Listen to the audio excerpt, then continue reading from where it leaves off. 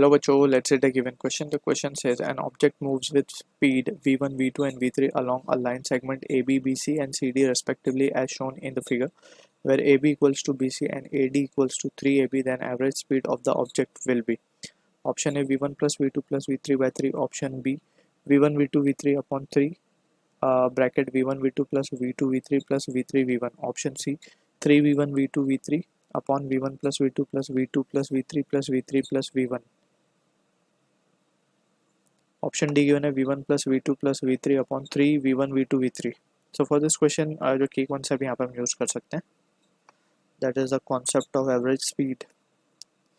So basically इसका definition के हिसाब से हम इसको आसानी से सॉल्व कर सकते हैं. एवरेज स्पीड का जो डेफिनेशन है, by definition it is total distance upon the total time. तो इसको हम बोलते हैं एवरेज स्पीड. इसको हम मान लेते हैं v. ठीक है. अब हमें जो सिचुएशन गिवन है उसमें ये गिवन है कि A B equal to B C है और ए डी जो है वो 3AB है. ठीक है. तो हमें यहाँ पे जो मेन काम करना होगा वो है टाइम निकालने का. ठीक है. डिस्टेंस तो हम कंसिडर कर ही सकते हैं. लेट सपोज यहाँ पे हम मान लेते हैं कि ये हमें सिचुएशन गिवन है कुछ इस तरीके से. ये हमारे 2 पॉइंट हो गए ए और डी. यहाँ पे ये ए है, यहाँ पे ये डी है और A B equal to B C बोला गया, तो ये पॉइंट बी है हमारा और ये सी है. ठीक है. और ए डी जो है वो 3 टाइम्स ऑफ ए बी है. ए डी जो है 3 टाइम्स ऑफ दिस. तो इसको अब टोटल डिस्टेंस हम मान लेते हैं. लेट्स से ये डी है.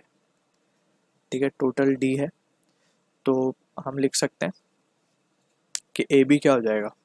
ए B will be D by 3, ये भी डी बाई 3, तो ये क्या हो जाएगा 2D/3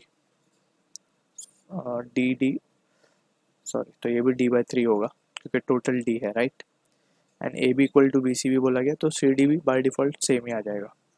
तो इसको हम यहाँ पे इस तरीके से, अभी figure is not up to the scale, तो अभी हम समझ सकते हैं इसको. ठीक है.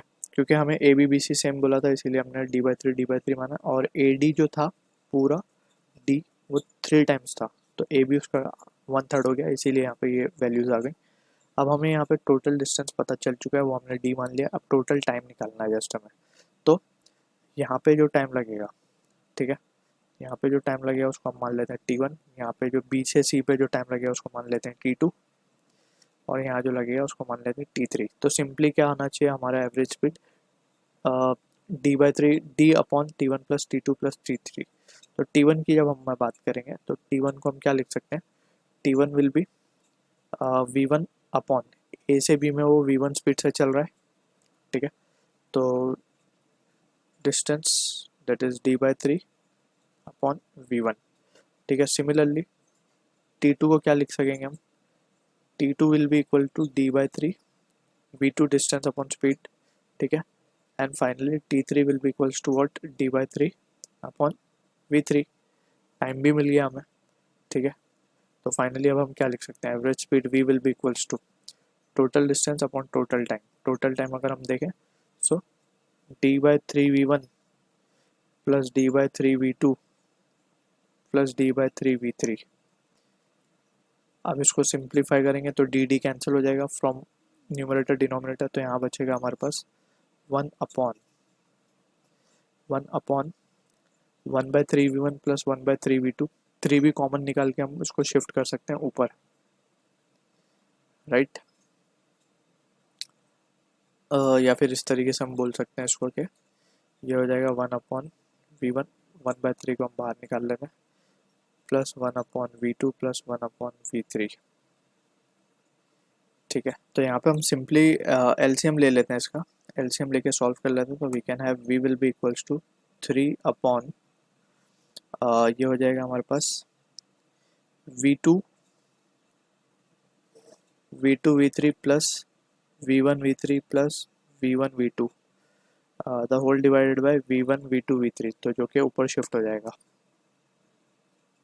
So this will be the answer for the question. अगर हम options को देख लें तो option C will be the correct answer for this. So I hope you understood the solution. All the best.